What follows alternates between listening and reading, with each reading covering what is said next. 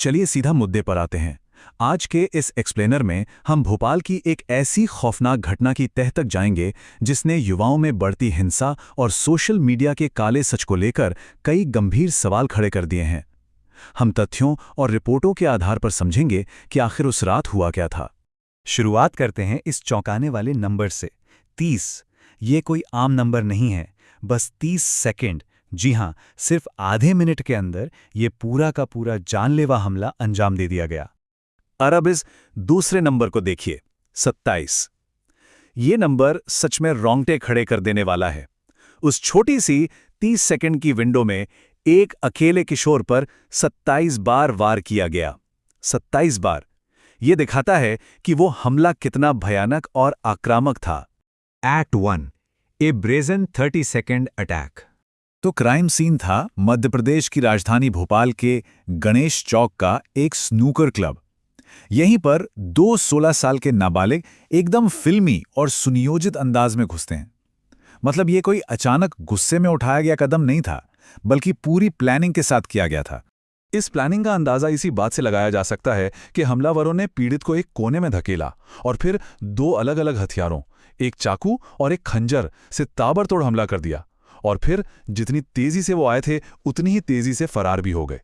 इस हमले का जो मेडिकल इम्पैक्ट था वो बहुत ही डरावना है। एक कलाई पर 10 से ज्यादा गहरे घाव, दूसरे हाथ की 2 कटी हुई उंगलियां और कंधे के साथ साथ पीठ पर भी गंभीर चोटें। लेकिन इतनी बुरी तरह घायल होने के बावजूद वो किशोर किसी तरह वहां से जान बचाकर भाग निकला और फिलहाल अस्पताल में इलाज करवा रहा है। Act 2, the unlikely motive. अब सबसे बड़ा सवाल कि आखिर इतनी नफरत आई कहां से। जांचकर्ताओं के मुताबिक इसका मकसद सिर्फ और सिर्फ बदला लेना था, और वजह सच में हैरान करने वाली है। ये सारे लड़के एक ही कोचिंग सेंटर में जाते हैं और कुछ दिन पहले एक स्नूकर गेम के दौरान अपना दबदबा दिखाने को लेकर इनमें कहासुनी हो गई थी। बस इतनी सी बात। चलिए इसे स्टेप बाय स्टेप समझते हैं। एक मामूली सा खेल अचानक से हाथापाई में बदल जाता है। रिपोर्ट्स बताती हैं कि उस दौरान पीड़ित ने दोनों आरोपियों को थप्पड़ मार दिया था, और बस उसी एक थप्पड़ ने इस खौफनाक और सोची समझी बदले की साजिश की नींव रख दी।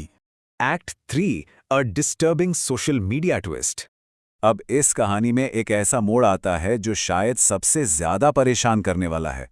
इस हमले का जो सीसीटीवी फुटेज वायरल हुआ वो किसी चश्मदीद ने लीक नहीं किया था, बल्कि आरोप ये हैं कि खुद हमलावरों ने ही अपनी इस हरकत का वीडियो ऑनलाइन शेयर किया। ये उनके बेखौफ रवैये को साफ साफ दिखाता है। अगर हम इस टाइमलाइन को देखें तो चीजें बहुत तेजी से घटीं। पहले पूल गेम का झगड़ा, फिर 15 फरवरी की रात को गणेश चौक क्लब में वो जानलेवा हमला, रविवार को वीडियो का इंटरनेट पर वायरल होना, और फिर पुलिस का संदिग्धों को हिरासत में लेना और फिर उन्हें छोड़ देना। एक लोकल झगड़ा रातों रात एक वायरल विवाद और पेचीदा कानूनी मामले में बदल गया। Act 4, the law enforcement response. शुरुआत में पुलिस ने मारपीट से जुड़ी धाराओं के तहत एफआईआर दर्ज की। दोनों नाबालिगों को हिरासत में भी लिया गया, लेकिन बाद में उन्हें सिर्फ नोटिस देकर रिहा कर दिया गया। और जैसे ही ये खबर बाहर आई, स्थानीय लोगों का गुस्सा फूट पड़ा। लेकिन यहां हमें पुलिस का पक्ष भी निष्पक्ष रूप से देखना होगा। सब इंस्पेक्टर मणिपाल सिंह भदौरिया के मुताबिक मामला शुरू में मारपीट की धाराओं में ही दर्ज किया गया था। उनका कहना है कि एक बार मेडिकल रिपोर्ट में चोटों की गंभीरता की आधिकारिक पुष्टि हो जाए, उसके बाद ही इस केस में और ज्यादा गंभीर धाराएं जोड़ी जाएंगी।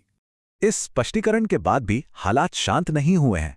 आरोपियों द्वारा कथित तौर पर खुद वीडियो पोस्ट करना और फिर पुलिस स्टेशन से उनका छूट जाना, इस बात ने कम्युनिटी में भारी आक्रोश पैदा कर दिया है। माता पिता और स्थानीय लोग इस बात से सन्न हैं कि इन किशोरों में कानून का कोई डर ही नहीं है। और ये पूरी घटना हमें कुछ बहुत ही गहरे सवालों के साथ छोड़ जाती है।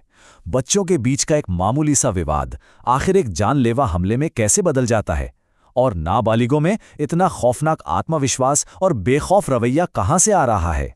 30 सेकंड के उस हमले ने हमारे समाज के सामने जो सवाल खड़े किए हैं, उन पर हम सभी को गंभीरता से सोचने की जरूरत है।